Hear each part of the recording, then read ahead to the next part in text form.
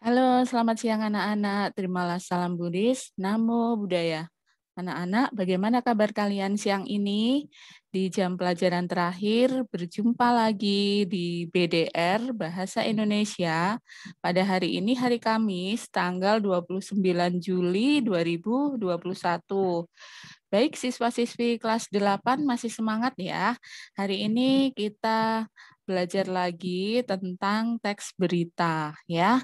Nah, pada pertemuan sebelumnya Miss Fomi sudah menyampaikan tentang ya pengertian teks berita, kemudian ciri-ciri, fungsi teks berita itu untuk apa saja, ya, kemudian bagaimana cara kita mencari unsur-unsur berita ya dan meringkas suatu berita. Nah, kompetensi dasar untuk hari ini yaitu 3.2 adalah struktur dan kaidah bahasa dari teks berita. Baik anak-anak, kita mulai ya. Anak-anak masih ingat apa yang dimaksud dengan struktur berita ya? Pasti anak-anak tahu ya struktur berita. Struktur berita dalam teks berita itu digambarkan dengan segitiga atau piramida terbalik ya. Masih ingat ya, kalau kita membaca suatu teks berita atau kita melihat suatu berita, pertama yang harus ada adalah judul dari berita tersebut. Nah, kemudian informasi pentingnya kalau kita melihat headline news dari berita itu biasanya digambarkan dengan kepala berita. Nah, di kepala berita ini adalah informasi terpenting yang memuat 5W1H ya. Kemudian ada tubuh berita. Ini bagian informasi penting yang mendukung 5W1H. Kemudian yang terakhir itu informasi tambahan ya. Jadi informasinya ini kurang penting. Nah, tetapi biasanya juga disertakan dari teks berita tersebut, yaitu namanya ekor berita. Baik anak-anak, untuk kaidah bahasa dari teks berita, yang pertama adalah kata kerja. Pasti anak-anak tahu ya, kata kerja itu apa? Kata kerja itu adalah kata yang berhubungan dengan aktivitas atau pekerjaan, ya. Nah, biasanya teks berita itu mempunyai kata kerja transitif. Apa itu kata kerja transitif?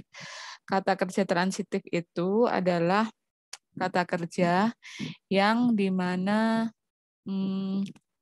predikatnya itu memerlukan suatu objek, ya, memerlukan objek ya. Nah, memerlukan objek berarti bisa diubah ke dalam bentuk pasif, ya, ke bentuk pasif. Nah, contohnya kita melihat nih di sini ada contoh para pejabat Kementerian Luar Negeri Tiongkok menuduh kapal-kapal asal Vietnam telah lebih dari 1.400 kali menabrak kapal-kapal Tiongkok di dekat lokasi anjungan pengeboran minyak yang kontroversial di Laut Tiongkok Selatan. Nah, ini termasuk teks yang ada kata kerjanya, ya nak, yang ada kata kerjanya.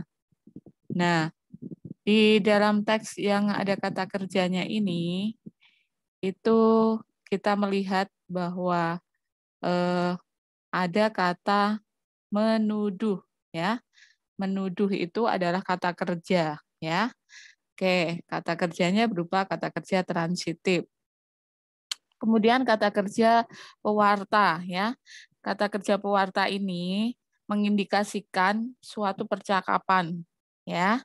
Contohnya, dalam tayangan televisi di Iran, Wakil Menteri Luar Negeri Iran Abbas Araghchi mengatakan bahwa ya, pertemuan di Jenewa, Swiss itu juga membahas sanksi yang telah merusak ekonomi negara yang sangat bergantung kepada minyak.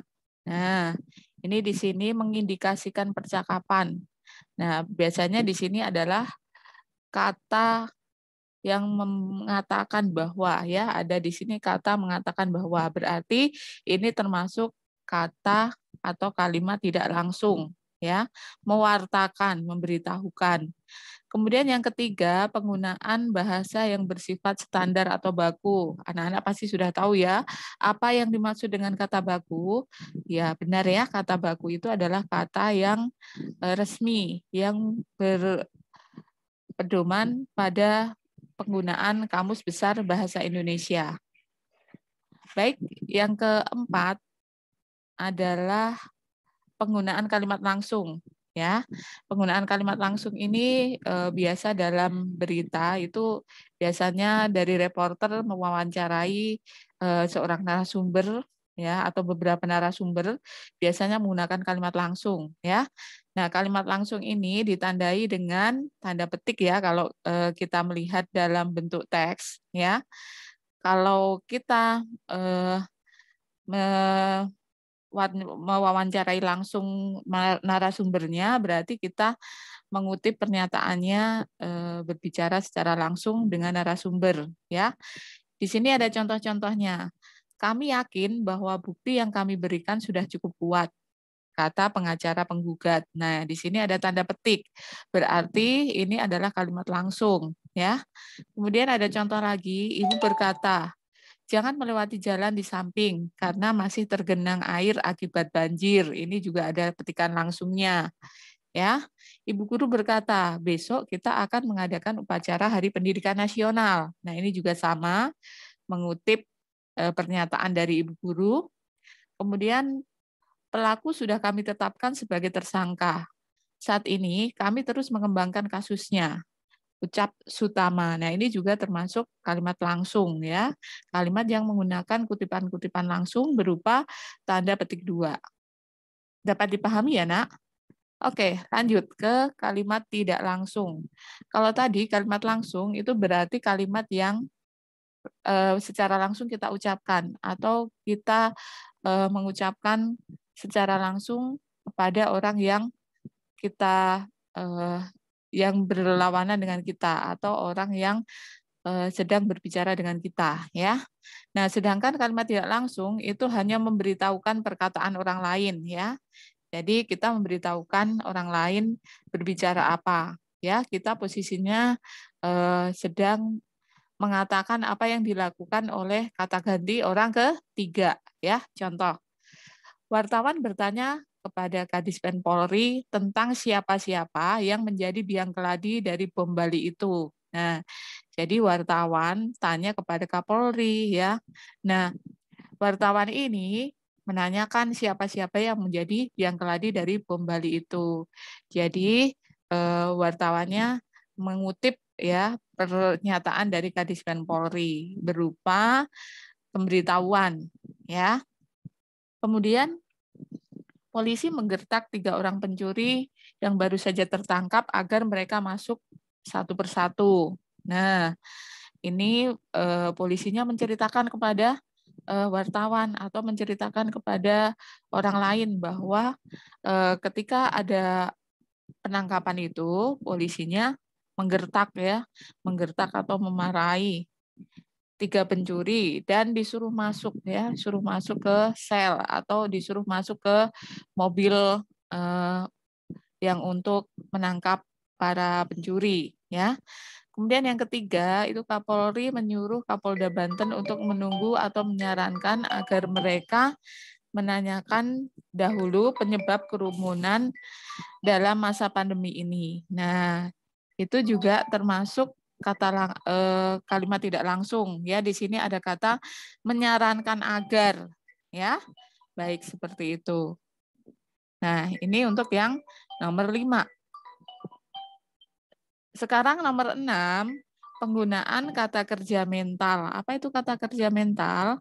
Kata kerja mental adalah kata kerja yang menunjukkan respon atau sikap seseorang terhadap suatu tindakan. Ya, contohnya merasa tertipu, para korban lantas melapor ke polisi. Nah, ini contohnya ya.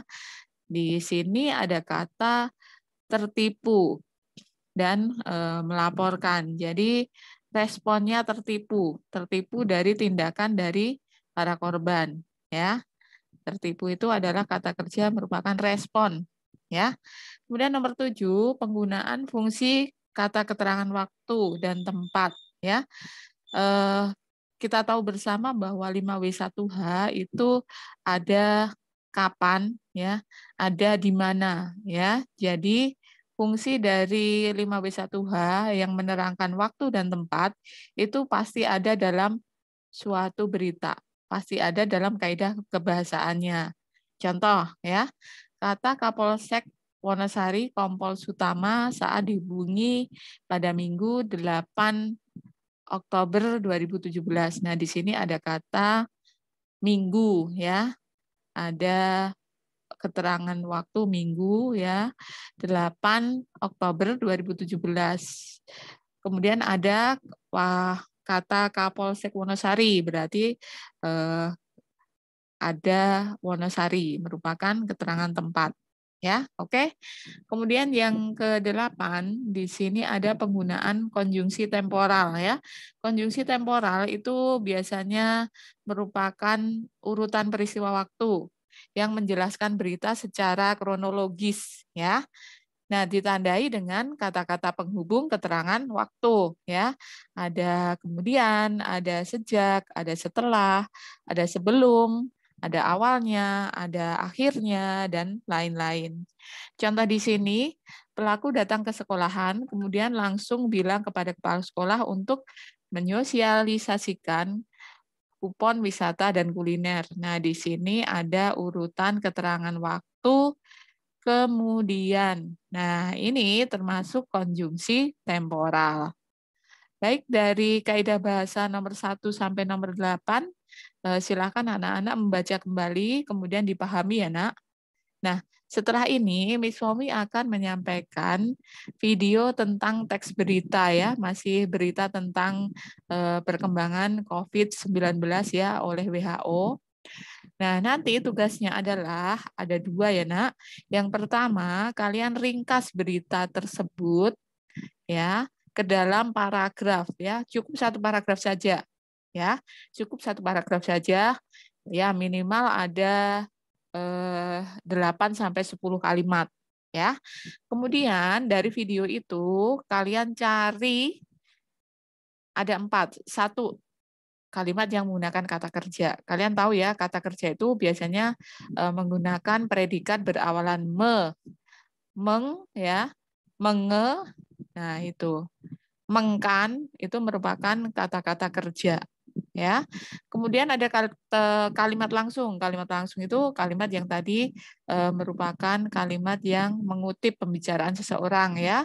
Biasanya ditandai dengan tanda petik. Nah, nanti di videonya itu akan ada narasumber. Berarti kalau ada narasumber itu kebanyakan kata-katanya yang diucapkan atau jawaban-jawaban yang diucapkan itu berupa kalimat langsung, ya, Nak. Paham ya? Oke, sekarang nomor 3. Kalimat yang menggunakan konjungsi temporal. Kalian tahu apa itu konjungsi temporal? Yaitu kata penghubung yang menunjukkan urutan waktu, ya. Tadi ada kata-kata sebelum, sesudah, pada saat, ya, kemudian, ya, pada waktu, dan lain-lain, ya. Sejak, itu termasuk kata-kata yang mempunyai konjungsi temporal. Kemudian yang keempat, itu ada kalimat yang menggunakan keterangan tempat dan waktu. Ya, masih ingat ya, Aska di Mega, 5W1H. Apa, siapa, kapan, di mana, lalu mengapa, dan bagaimana. Masih ingat, di sana ada keterangan tempat. Di mana. Jadi kalian tahu nanti kata-kata yang menunjukkan keterangan tempat, kalian tulis, dan kalian masukkan ke tugas kalian. Kemudian yang berhubungan dengan waktu, ya, ada jam, ada hari, ada bulan, ada tahun, ya, ada sebelum, sesudah, itu nanti dimasukkan ke keterangan waktu. Baik, sampai di sini ada yang mau ditanyakan? Kalau tidak ada yang ditanyakan, silahkan kalian menyimak video yang akan disampaikan berikut. Ya, baik. Terima kasih untuk penjelasan Miss hari ini. Semoga dapat dipahami ya, Nak ya. Semangat semuanya, walaupun jam terakhir, kita harus tetap semangat. Terima kasih anak-anak. Selamat siang. Namo Buddhaya.